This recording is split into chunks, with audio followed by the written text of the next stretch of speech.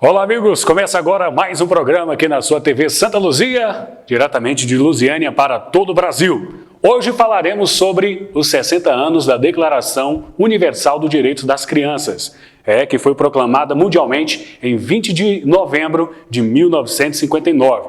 Também, em 20 de novembro de 1989, foi criada a Convenção dos Direitos da Criança. Quais são esses direitos?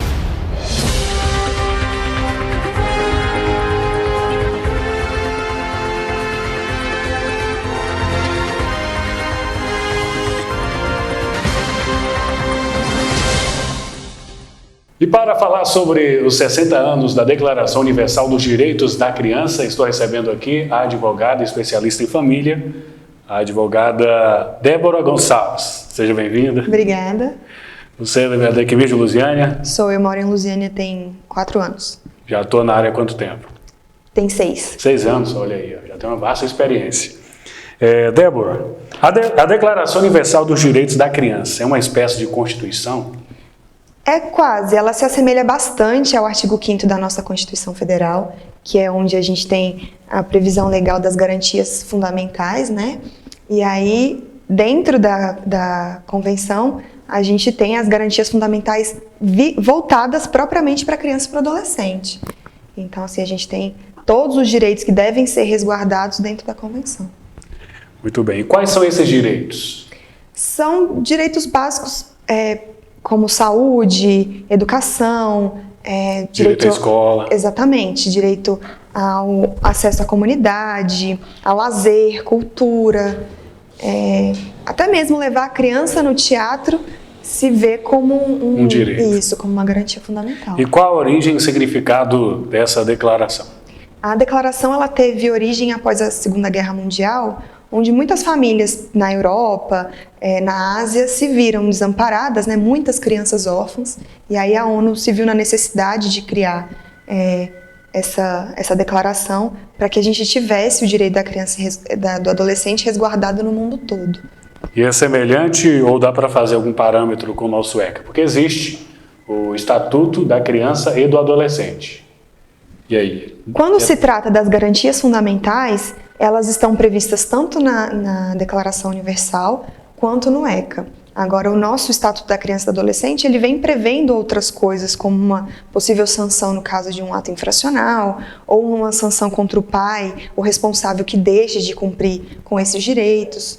Então, assim, a Declaração Universal, ela vem colocando quais são os direitos que a criança e o adolescente ele tem. E no ECA, a gente vê os deveres da criança e do adolescente também, e os deveres e direitos do pai e responsável. E foi um marco, não foi a Declaração Universal? Sim, sim. A gente vem depois dessa declaração com a necessidade de criar outras declarações para proteger outras pessoas, como o idoso, como o negro.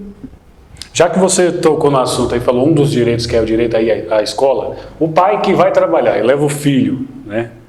Ao invés de estimulá-lo a frequentar a escola, mas ele prefere levá-lo para o trabalho. Ele está ferindo aí É muito comum, né, a gente ver a precariedade de algumas famílias, e aí como o pai não tem condições de deixar o filho na escola, buscá-lo depois e voltar para o trabalho, ele se vê na necessidade de levar o filho para a escola. Só que ele não sabe que ao fazer isso, ele está cometendo um crime. O pai que não mantém, o pai o responsável, que não mantém o filho entre 4 e 17 anos matriculado, ele está cometendo um crime. Então, assim, os pais responsáveis, eles têm que ter muito cuidado quanto a isso, não perder a data de matrícula, não deixar o filho faltar sem necessidade, filho falta à escola somente por questões de saúde. Fora isso, a gente não tem que ficar deixando a criança faltar porque vai viajar ou porque vai numa festinha. A gente tem que manter a criança na escola frequentemente, até porque isso é o futuro dela. A vacinação também, acompanhar, né? Sim, exatamente. O direito à saúde é um dos direitos básicos, né? E aí o pai que deixa de vacinar o seu filho, que deixa de fazer o acompanhamento médico, aquelas famílias que participam de algum programa social, eles têm que ter a carteira de vacinação em dia, eles têm que ter a criança matriculada na escola. Então, já é o próprio governo tentando fazer com que as crianças tenham seus direitos resguardados. E qual o objetivo dessa declaração? Essa declaração tem por objetivo fundamental que toda criança e adolescente seja protegida, porque ela não tem condições de se proteger sozinha. Então, a gente precisou que viesse uma declaração dos direitos universais da criança para que a gente tivesse uma proteção maior e para que as pessoas se conscientizassem de que elas devem proteger a criança e o adolescente. Agora eu vou tocar numa pergunta aqui que é um pouco polêmica, mas o que diz a Declaração dos Direitos da Criança em relação ao aborto? Olha, que entra em choque. Alguns países já são liberados. Exatamente. No Brasil, por exemplo, a gente tem a garantia fundamental ao nascimento, né? A Declaração Universal, ela prevê a garantia fundamental ao nascimento. Agora, em alguns países, a gente já tem a legalidade do aborto. Então, assim, só que essa legalidade, ela tem todo um aspecto positivo. Por quê? Porque o pai ou a mãe que decidem, né, por não levar a concepção em diante, eles têm um prazo para fazer isso. Não vai ser uma gestação de 6, 7 meses que vai ser interrompida. Porque em alguns países tem um estudo de quando é que o feto deixa de ser feto e passa a ser criança. Então, eles não é simplesmente chegar e fazer um aborto. Mas a Declaração Universal do Direito da Criança e do Adolescente, ela não vê muito com bons olhos o aborto, não. Mas como se explica em relação ao direito à vida? Então, porque entra em choque, não entra? Exatamente. Se é liberado o aborto, e aí, como é que fica? O que acontece? Por que em alguns países o direito ao aborto ele existe? Porque acredita-se que o direito à vida da mãe, naquele momento, ele é mais importante. E que uma mãe que deixa de fazer o aborto de forma legal, ela vai procurar outras vias para fazer esse aborto. E aí ela vai estar colocando em risco não só a sua vida, como a vida do nascituro. Então, alguns países prevêem o aborto justamente por uma questão de saúde pública. Não é uma questão de ideologia, é uma questão de saúde pública. No Brasil, por exemplo, a gente não tem o aborto legalizado, mas a gente tem mais de 2 milhões de abortos por mês. Então, assim, a proibição não vem ajudando. O que a gente tem que pensar é que a gente tem que dar garantias para a mãe para ela poder levar essa gestação até o final e que após a gestação acontecer e que a criança nascer, a gente tem que dar garantias para essa criança ter uma vida decente. Muito bem, você que acabou de se conectar, seja bem-vindo ao programa. Você que está do outro lado aí pode compartilhar este link, convidar os seus amigos e vamos juntos disseminar conteúdos de qualidade aqui nas redes sociais. Com imagens exclusivas do diretor Roberto, também da coprodução, jornalista Jardel Pierre. Esse é o seu programa aqui na TV Santa Luzia. Vou tomar água daqui a pouco, voltarei com mais perguntas para a advogada Débora Gonçalves. Na Agropedrosa você encontra peças agrícolas, ferramentas em geral, roçadeiras, motosserras, lubrificantes, baterias e muito mais. Além de equipamentos de irrigação, jardinagem, mangueiras, tubos e conexões. Fabricamos mangueiras hidráulicas, temos cordas e um grande estoque para melhor atendê-los. Tudo isso e com um atendimento personalizado. A Agropedrosa, da cidade ao campo, a mais completa.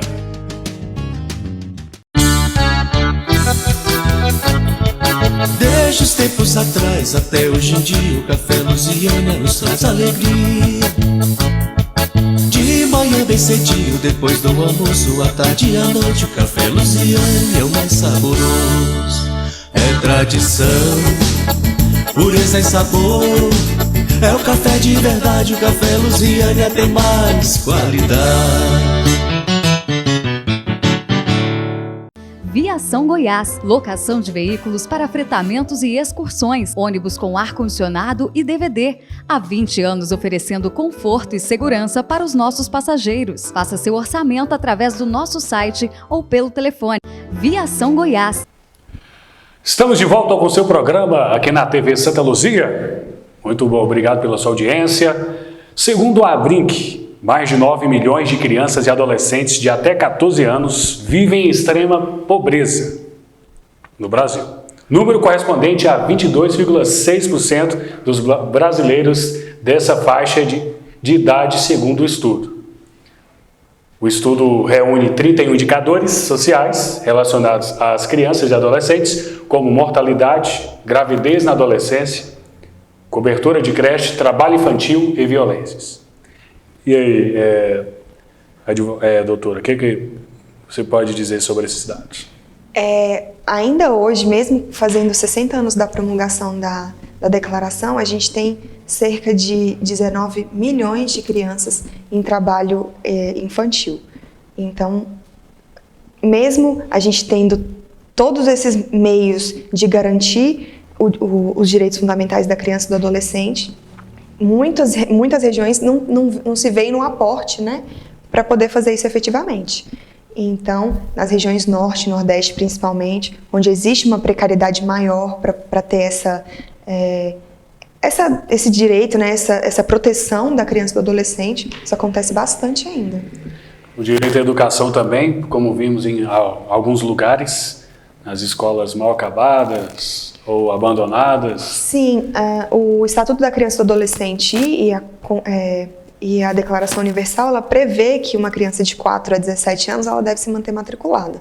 Acontece que em muitas cidades a gente não tem creche, a gente não tem um ensino básico infantil para que todos os pais matriculem os seus filhos. Então a gente acaba entrando em conflito com o dever do pai, né, de manter o seu filho matriculado e a obrigação do Estado em disponibilizar vagas.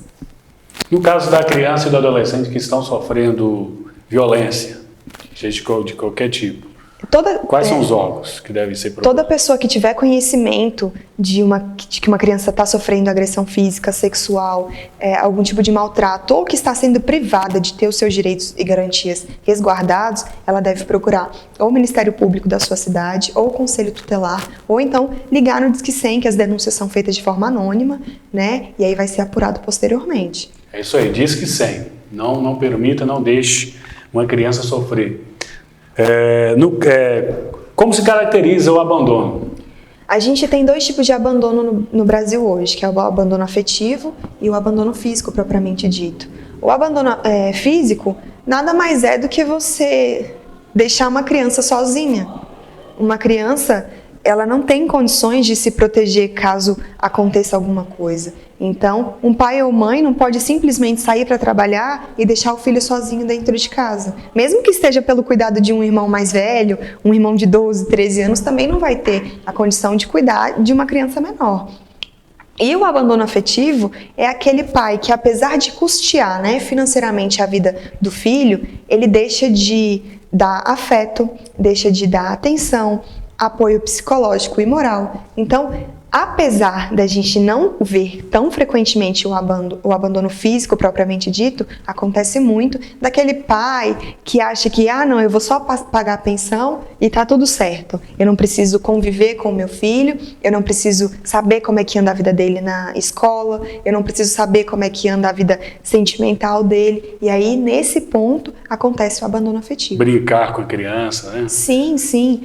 A gente dá um apoio moral à criança, é todo o aspecto fora da escola, né? Então, o pai tem que educar o filho, tem que ensinar deveres de moralidade, e quando o pai não faz isso, ele está faltando afetivamente.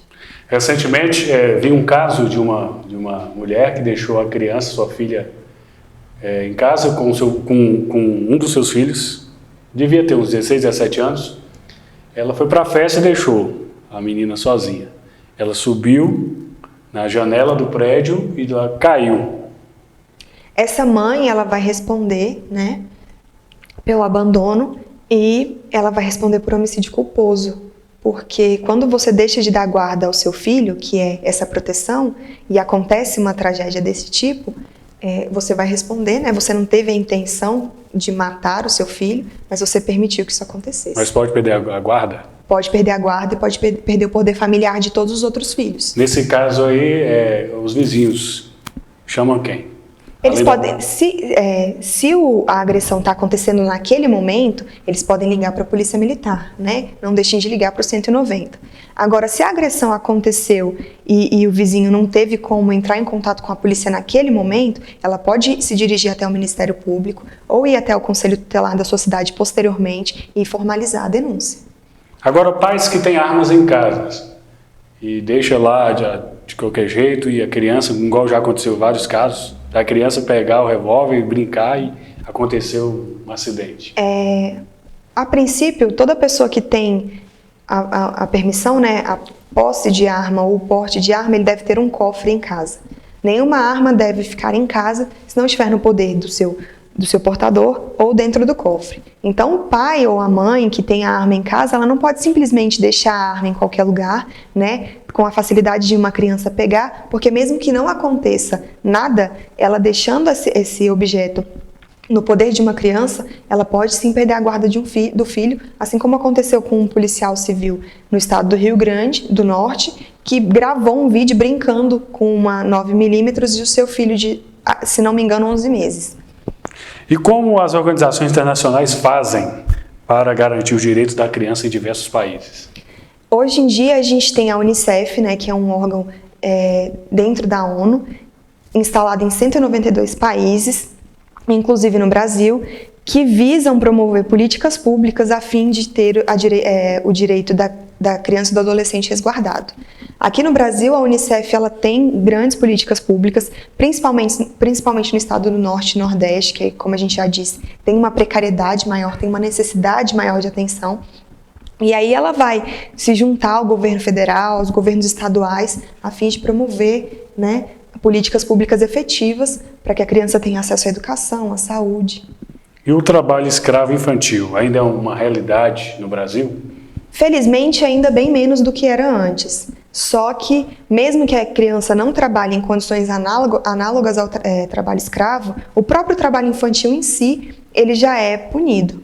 Então, a criança entre 4 e 16 anos, ela não pode trabalhar de nenhuma maneira. A gente hoje em dia tem a figura do menor aprendiz, né, que é regulamentada pelo Ministério do Trabalho e Emprego. Então, caso uma pessoa queira contratar um adolescente, tem diversos requisitos que devem ser adotados, né? Eles não podem cumprir mais que 6 horas por dia e assim sucessivamente.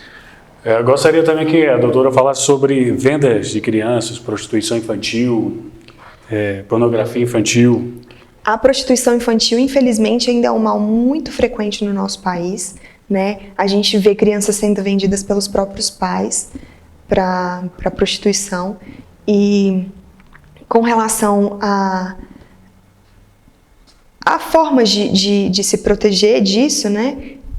As pessoas se conscientizarem que não é permitido nenhum tipo de relação sexual ou libidinosa com um menor de 18 anos. Quando você tem uma relação com um menor de 14 anos, você está cometendo estupro de vulnerável. Então, assim, pode ter sido consentido, pode não ter sido, você está cometendo um estupro. Então, as pessoas têm que se conscientizar que uma criança ela não tem desenvolvimento psicológico suficiente para ter uma vida sexual. E aí a gente coíbe isso punindo os pais e punindo aquelas pessoas que contratam esse tipo de serviço. E o que diz a lei em relação a essa exposição da criança nas redes sociais, na internet? Depende do tipo de exposição, né? Existem pais que querem gravar tudo que o filho faz. E aí isso não é aconselhado, na verdade não é punido, mas não é aconselhado, até para proteger o próprio filho, porque tem pai que coloca onde o filho estuda, enfim, todas essas coisas, e para o pai proteger, né, o filho de um pedófilo ou algo do tipo. Sim, então em relação à lei, é mais aconselhamento e não Exatamente. Uma exigência. Isso. E uma última pergunta, em relação às crianças de rua, os meninos que estão abandonados. O governo, né, tanto estadual quanto federal quanto municipal, eles têm obrigação de criar políticas efetivas para tirar essas crianças da rua, procurar lares adotivos, colocar eles em abrigos, porque existe essa possibilidade para que a criança tenha todos os seus direitos resguardados. E aí a gente volta a bater na tecla que são os direitos principais, que é da saúde e da educação. Uma criança que está em situação de rua, ela não come bem, ela não vai à escola, ela não se veste. Então a gente tem uma gama de direitos sendo afrontados nesse momento. E aí o governo, tanto federal, estadual e municipal, ele tem que manter políticas públicas efetivas para diminuir essa situação e, se possível, erradicar totalmente. É obrigação do governo retirá-las. Exatamente. Tá? Criar programas, meios. Muito bem. Doutora, muito obrigado pela sua participação. E onde encontrá-la? Eu tenho um escritório em frente ao Hospital Santa Luzia, aqui em Lusiânia, no prédio da Delegacia do Trabalho. Eu vou deixar o meu Instagram e o meu Facebook com o meu contato, o contato do escritório pelo WhatsApp. E quem quiser pode nos procurar. A gente atende além da área de família, trabalhista e penal. Muito bem. O que é bom dura pouco, nosso programa vai ficando por aqui, mas você pode revê-lo aqui nas páginas da TV Santa Luzia. Entre no site www.tvsantaluzia.com.br. Valeu, gente! Até segunda-feira que vem, neste mesmo horário.